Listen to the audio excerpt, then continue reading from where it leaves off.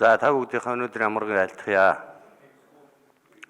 За энэ улсын хурлаар хэлэлцэж байгаа асуудалтай холбогдуулаад санал хэлэхээр ерөөсөө биелэгдэхгүй юм. За Эрдэнэ бүрэнгийн цахилгаан станц одоо эх жилээс ажиллаа эхэлнэ. Энэ нөлөөлийн бүст 1200 одоо иргэн байгаа.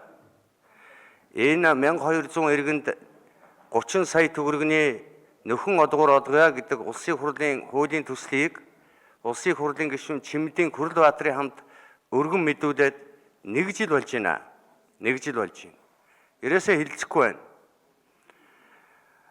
Энэ төслийг явуулъя гэвэл тэр нөлөөлийн бүст байгаа ард иргэдийн асуудлыг шийдэх ёстой.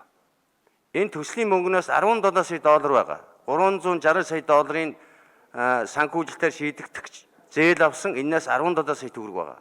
51 тэрбум төгрөг байна.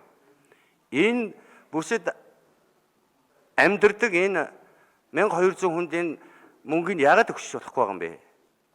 Монгол улсын үндсэн хуулинд заасан иргэнийхээ амьд явах, амьдрах орчин сайжруулах энийг Монголын төр хуулиар хариуцах зарчим байгаа шүү дээ. Энэ асуудлыг яаралтай оруулж ирж хэлэлцүүлэхийг улсын хурлын удирдлагаас даргын зөвлөлөөс би бас хүсэж байна.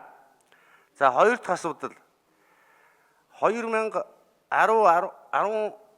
он 16 оны сонгуулийн дараа Монгол улсын иргэдийн сая гаруй иргэдийн 1072 хувьцааг сонгуул зөрүүлж Монголын төр авсан байгаа.